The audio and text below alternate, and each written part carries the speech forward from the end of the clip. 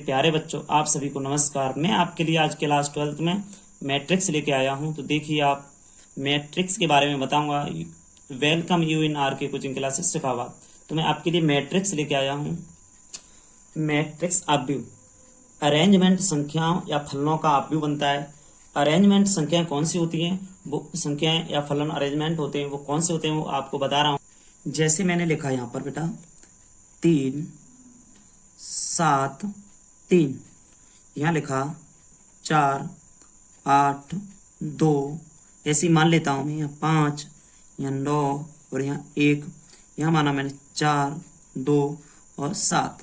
मैंने मान लिया, ये मेरा यहाँ से कोई एग्जाम्पल है, मैंने ऐसे मान लिया है।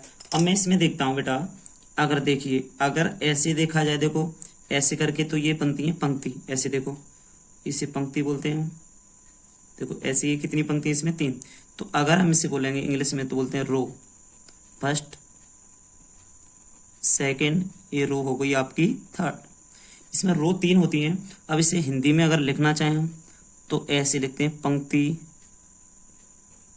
फर्स्ट, यहाँ से पंक्ति सेकंड, यहाँ से पंक्ति नंबर थर्ड। ये हमारी रो हैं। देखो, और अब इसमें आ गई कॉलम की बात। कॉलम्स कौन से होते हैं? देखो ऐसे गए हम, देखो ये एकदम ये यहाँ से ये सभी होंगे हमारे कॉलम। कॉलम होंगे तो हम इसे बोलेंगे, यहाँ लिखेंगे column. Column first, column second, इसे COLUM कॉलम थर्ड। इसमें कॉलम होंगे, ये वाला होगा कॉलम फोर्थ होंगे इसमें। इसके बाद हम इस कॉलम को ही स्तंभ बोलते हैं हिंदी में। तो स्तंभ फर्स्ट, स्तंभ सेकंड, स्तंभ थर्ड, यहाँ बोलेंगे स्तंभ फोर। हम इस तरीके से इसको लिखेंगे। अब देखिए बेटा, जो ऐसे बनी है हमारी ये रोएं, सभी ये लाइन होती हैं ऐसे, ये होते हैं कॉलम।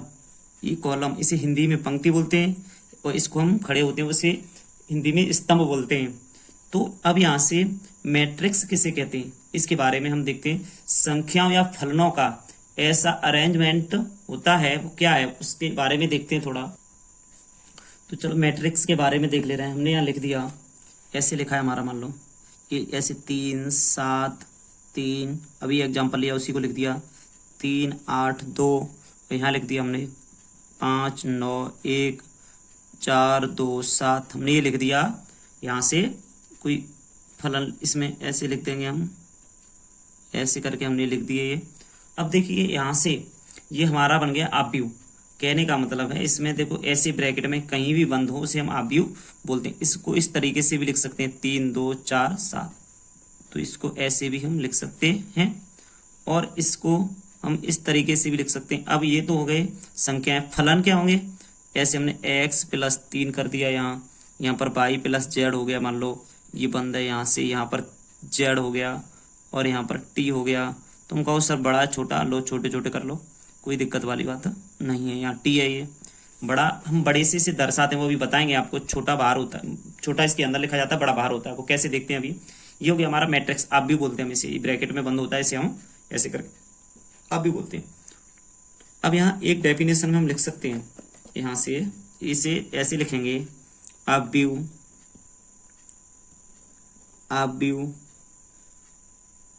एक अवयव संख्याओं और फलनों का अरेंजमेंट ARRANGEMENT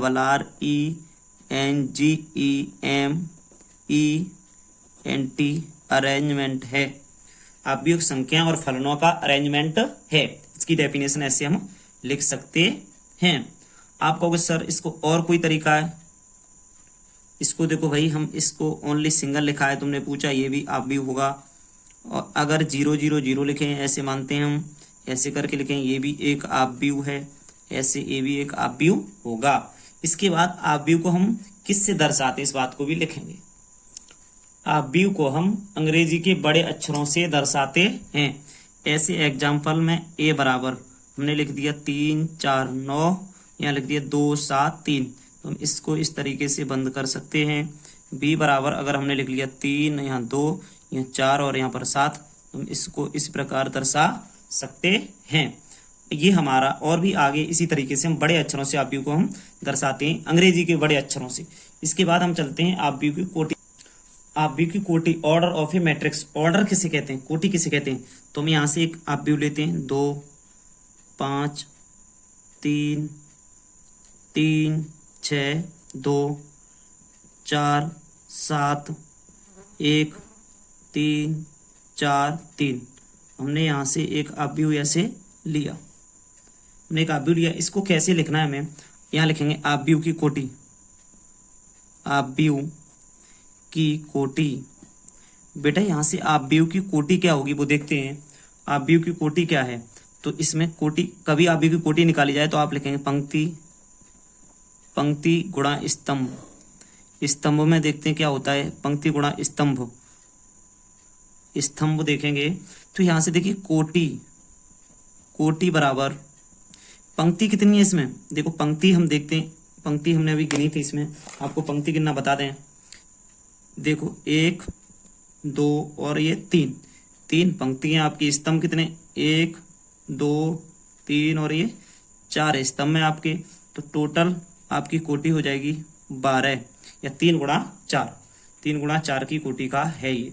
ऐसे भी हम लिख देते हैं, 12 भी लिख देते हैं, 3 गुणा 4 हम लिखते हैं वैसे ज्यादा से ज्यादा। 3 गुणा 4 कितनी कोटि का आव्यूह है? 3 गुणा 4 का है।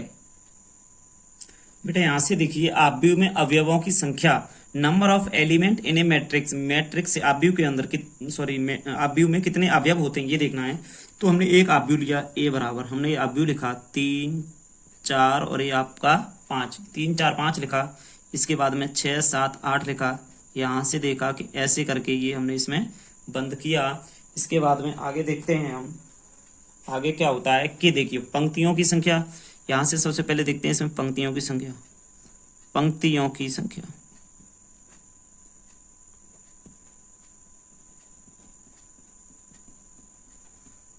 पंक्तियों की संख्या हमारी 2 है और स्तंभों की संख्या,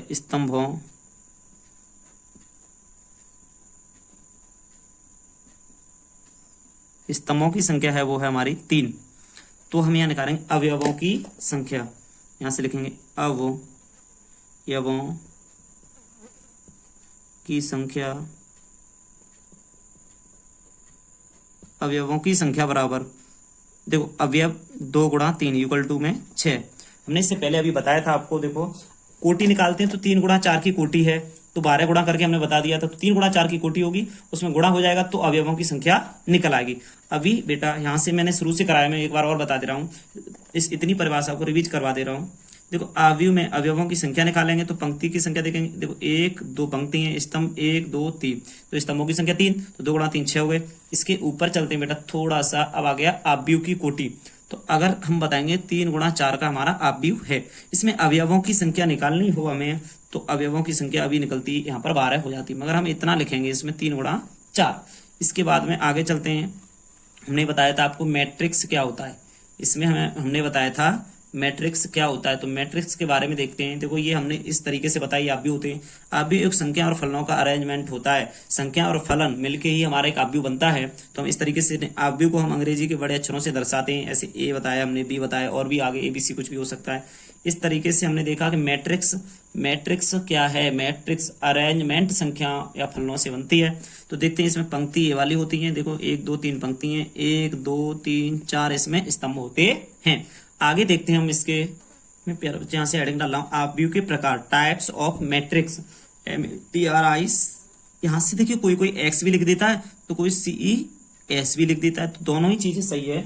ES देखो MATRI एक्स होता है, वो भी CS का ही अर्थ देता है, तो मैट्रिक्स बोलते हैं उसे, मैट्रिक्स भी बोलते हैं। आव्यूह तो दोनों ही हैं, कोई दिक्कत नहीं, दोनों ही सही है। तो हम आव्यूह के प्रकार देखते हैं आगे। आव्यूह के प्रकार है इसमें, उन आव्यूह के प्रकार में देखते हैं बेटा। सबसे पहले हेडिंग डालेंगे हम, आव्यूह के प्रकार डालो आप। आव्यूह के प्रकार क्या होते हैं?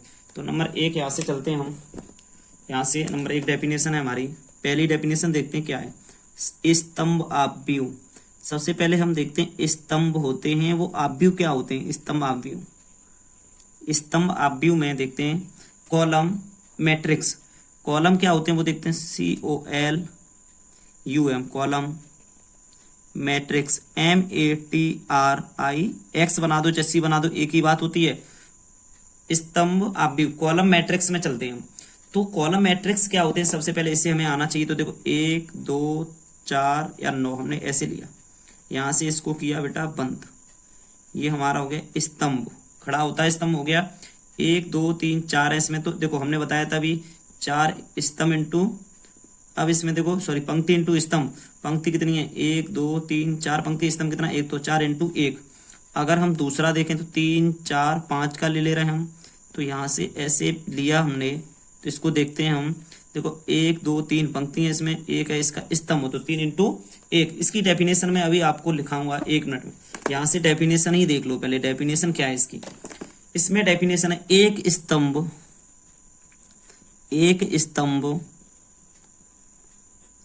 आव्यूह, एक स्तंभ आव्यूह वह आव्यूह होता है जिसमें केवल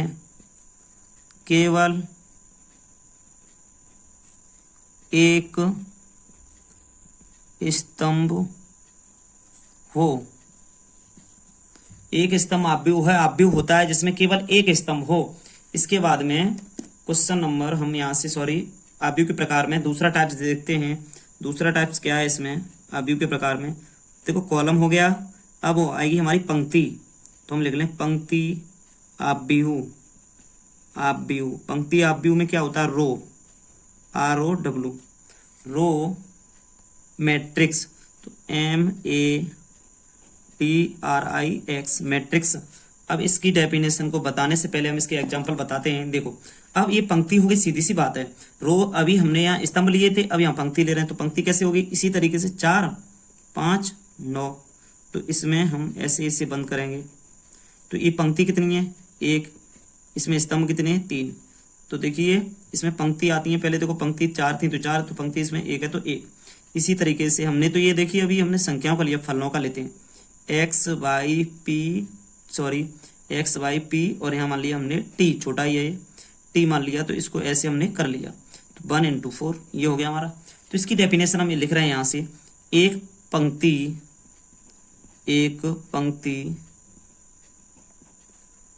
आव्यूह वह आव्यूह है जिसमें केवल एक पंक्ति हो। एक पंक्ति आव्यूह, वह आव्यूह है जिसमें केवल एक पंक्ति हो, वह हमारा पंक्ति आव्यूह कहलाता है। अब इसके बाद देखते हैं हम, यहां से हमारा आता है वर्ग आव्यूह। वर्ग आव्यूह स्क्वायर मैट्रिक्स क्या होता है इसके बारे में देखते हैं। सबसे पहले हम स्क्वायर मैट्रिक्स के बारे में कैसे देखते हैं कि देखो A बराबर यहां से लेंगे x y और यहाँ z और यहाँ पर t, तो इसको इस तरीके से हम बंद कर देंगे। ये हो गया हमारा स्क्वायर आव्यूह। इसको देखिए यहाँ से 2 इंटू 2, क्योंकि इसमें 2 ही पंक्ति हैं 2 ही कॉलम है, बराबर पंक्ति और बराबर कॉलम होते हैं, उसे ही हम वर्ग आव्यूह कहते हैं। इसकी डेफिनेशन ऐसे हो जाएगी 1 3 5, इसके नीचे 9 7 2 और इसके नीचे 0 3 7, इसको हम कहते हैं यहाँ से ऐसे इसे बंद करेंगे 3 इंटू 3, इसे हम कहते हैं वर्ग आव्यूह। अब इसको हम देखो दर्शाते कहते हैं, इसको आगे हम हल कैसे करेंगे, और इसकी डेफिनेशन लिख दें, चलो लिख देते हैं। एक ऐसा आव्यूह जिसमें पंक्तियों, यहां से लिखेंगे एक ऐसा आव्यूह, एक ऐसा आव्यूह जिसमें या पंक्तियों की संख्या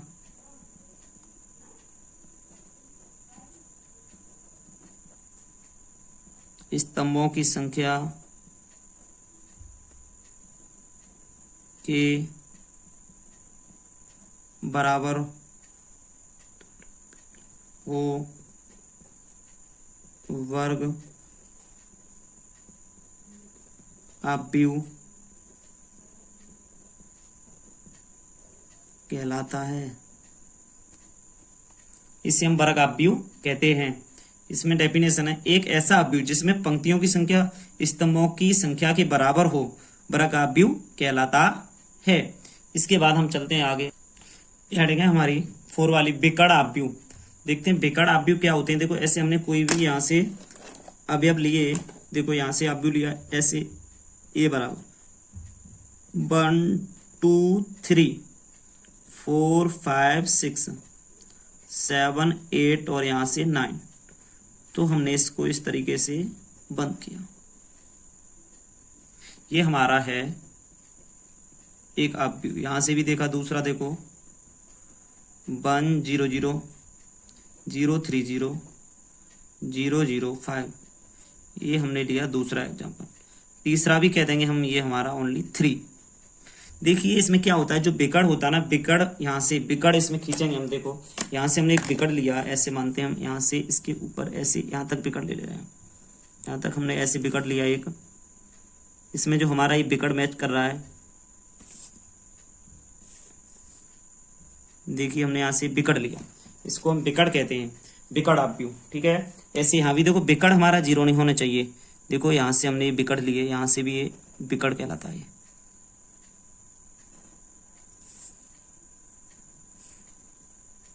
ये विकर्ण आव्यूह होते हैं, इसकी विकर्ण आव्यूह होते हैं। इसके बाद देखते हैं हम इसमें लेते हैं अदिश आव्यूह। अदिश आव्यूह क्या होते हैं उसमें देखते हैं। अदिश आव्यूहों में हम देखते हैं, यहाँ से पहले आव्यूह लेते हैं। देखो ए बराबर हमने लिया यहाँ से 3 0 0 3, हमने यहाँ से लिया बी, और यहाँ पर देखा √3 0 0 0 √3 0, यहाँ पर 0 0 √3। तो यहाँ से देखा हमने, इस तरीके से हमने ये 2 एग्जाम्पल लिए। तीसरा भी ले रहे हैं हम, -1 0 0 -1। ये हमारे अदिश आव्यूह के बारे में, विकर्ण बराबर हों, जिस आव्यूह के विकर्ण बराबर हों उन्हें हम अदिश आव्यूह कहते हैं। ऐसे लिख सकते हैं इसकी डेफिनेशन, जिन आव्यूहों के विकर्ण बराबर हों उन्हें हम अदिश आव्यूह कहते हैं। एक ऐसा आव्यूह, ऐसे भी लिख सकते हैं, एक ऐसा आव्यूह, एक ऐसा आव्यूह जिसके विकर्ण बराबर हों, विकर्ण बराबर हों अदिश। एक ऐसा आव्यूह जिसके विकर्ण बराबर हों अदिश आव्यूह कहलाता है।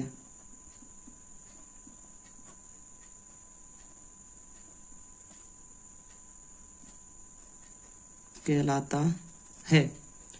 एक ऐसा आव्यूह जिसके विकर्ण बराबर हों अदिश आव्यूह कहलाता है। विकर्ण बराबर हों वो कैसे देखते हैं हम, यहाँ से हम विकर्णों के बारे में देखते हैं थोड़ा सा, क्योंकि देखो यहाँ से विकर्ण ले लिए हमने,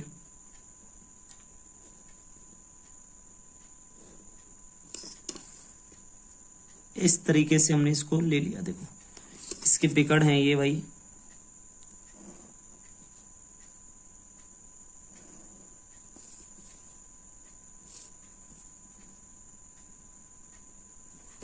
विकर्ण है इसके, देखो सभी विकर्ण इसके बराबर हैं, सभी विकर्ण इसके बराबर हैं, तो हम इसे अदिश आव्यूह कहेंगे। अब देखते हैं बेटा तत्समक आव्यूह, आइडेंटिटी मैट्रिक्स। आइडेंटिटी मैट्रिक्स क्या होता है इसके बारे में हम आपको बता रहे हैं। तो आइडेंटिटी मैट्रिक्स में क्या है कि देखिए ए बराबर हमने कोई आव्यूह लिए, यहाँ से देखो 1 0 0 0 1 0 0 0 1, यहाँ से देखा ऐसे बी बराबर आपका यहाँ से आया 1 0 0 1, तो हमने इसको इस तरीके से, हमने सी बराबर एक उदाहरण लिया ओनली 1। इसका मतलब हो गया इसमें कोई भी विकर्ण 0 ना हो और बाद बाकी सब 0 हो, तो इसे हम तत्समक आइडेंटिटी मैट्रिक्स कहते हैं। तत्समक आव्यूह आइडेंटिटी मैट्रिक्स कहेंगे। इसमें सबसे पहले देखना है कि इसका विकर्ण जीरो ना हो। एक ऐसा अवयव, इसकी डेफिनेशन हम लिख सकते हैं, एक ऐसा अवयव जिसका विकर्ण शून्य न हो तत्समक अवयव कहलाता है। और इसका विकर्ण भी 1 होना चाहिए, तो वो भी तत्समक अवयव कहलाता है। यहां से हम देखते हैं शून्य अवयव क्या होते हैं। शून्य अवयव में उदाहरण लिया a बराबर 0, यहाँ से ऐसे 1 ये हो गया। b बराबर उदाहरण ले सकते हैं हम ऐसे 0 0 ऐसे, ये हमारा हो गया। इसके उदाहरण और भी हो सकते हैं ऐसे, यहाँ से 1 2 3 4 1 2 3 4, ये हमारे सभी शून्य अवयव कहलाते हैं। इस शून्य अवयव में जिसमें शून्य हो सभी तो वो शून्य अवयव कहलाते हैं। हम यहाँ से एक बार और दोहराएंगे इसे 1 4 7 2 5 8 3 6 9। तो यहाँ से देखते हैं, यहाँ से ये हमारा एक मैट्रिक्स है। इस मैट्रिक्स को देखो हमारे कॉलम और यहाँ से हमारे देखो कॉलम इसमें है, कॉलम और पंक्ति इसमें हमारी, स्तंभ और कॉलम हमारे इसमें देखो कॉलम है 1 2 3, पंक्ति है 1 2 3। तो इसमें स्तंभ और पंक्ति बराबर हैं, तो हम इसे वर्ग अवयव कहेंगे। वर्ग अवयव, कॉलम कह लो, रो कह लो, इसे ये रो बोलेंगे, इसे रो होती है ये, इसी को पंक्ति बोलते हैं। ये कॉलम होते हैं, स्तंभ होते हैं, कॉलमों को हम स्तंभ बोलते हैं। हमारा वर्ग अवयव हो गया ये। इसके बाद हमने देखा 1 0 0 0 5 0 0 0 9। इसको हम बोलेंगे जिसका विकर्ण 0 ना हो उसे हम विकर्ण अवयव कहेंगे, विकर्ण अवयव। इसके बाद हम 5 0 0 0 5 0 0 0 5, इसको हम अदिश अवयव कहेंगे, अदिश अवयव। इसके बाद हम देखते हैं इसका विकर्ण है ना, ये 0 नहीं होना चाहिए इस विकर्ण अवयव में, और इसका विकर्ण अदिश अवयव वो होते हैं, इसके विकर्ण समान होना चाहिए। सभी संख्या ऐसे 5 5 1 1 2 2 1 1 होती है तो तत्समक अवयव होता है, उसे हम आइडेंटिटी मैट्रिक्स बोलते हैं। इसे 1, इसमें देखते हैं 1 0 0 0 1 0 0 0 1। इसको इस तरीके से हम देखते हैं, ये होता है तत्समक अवयव, तत्समक अवयव, इसे बोलते हैं तत्समक अवयव। इसके बाद आगे चलते हैं, थोड़ा सा बता के गए ये वाला, हम इसे बोलते हैं शून्य अवयव, शून्य अवयव बोलेंगे इसे। अवयव की समानता पे चलते हैं, यूटिलिटी ऑफ ए मैट्रिक्स। तो इसमें देखते हैं इसमें क्या होता है। तो सबसे पहले देखो समान अवयव किसे कहते हैं, तो इसमें हम लिख सकते हैं, हेडिंग में लिख सकते हैं समान कोटि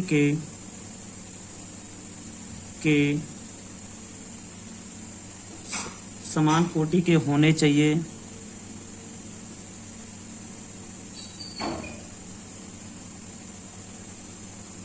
जो अवयव हैं दोनों को समान कोटि के होने चाहिए, उनके संगत अवयव भी बराबर हों, उनके संगत अवयव भी बराबर हों। अब इसमें देखते हैं कैसे। देखिए भाई, ऐसे हमने कोई एग्जांपल लिया है, इसमें x y यहाँ z यहाँ t मान लिया।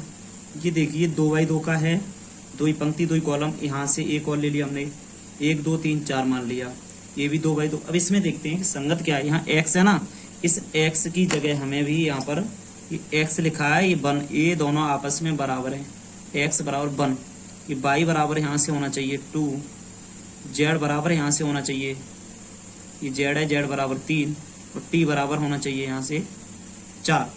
अब इसका मतलब है अगर दूसरा अवयव आप लेते हो यहाँ से, कोई सा भी एक और आव्यूह लेते हो तो उसमें उसकी डेफिनेशन 4 5 माइनस 1 7 बराबर 4 5 माइनस 1 7। कहने का मतलब दोनों आव्यूह हमारे बराबर होने चाहिए। देखो 4 तो यहाँ भी 4, 5 तो यहाँ भी 5, यहाँ 1 तो यहाँ 1, 7 तो 7। ये आव्यूह की समानता होती है, utility of A matrix. Utility of A matrix क्या होती है ये हमने आपको बता दी। इसके बाद हम क्वेश्चनों को 1 बाई 1 क्वेश्चन बहुत अच्छे से हम पहले इसको देखते हैं।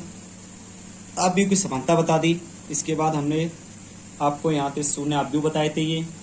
इसके बाद पूरा ग्राफ शुरू से एंड तक यहाँ तक ये समझा दिया हमने।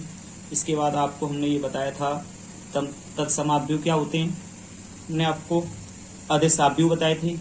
एक ऐसा आव्यूह जिसके विकर्ण बराबर हो अदिश आव्यूह कहलाता है। उससे पहले हमने आपको विकर्ण आव्यूह बताए थे। ऐसे आव्यूह जिसके विकर्ण शून्य न हो तो विकर्ण आव्यूह कहलाते हैं।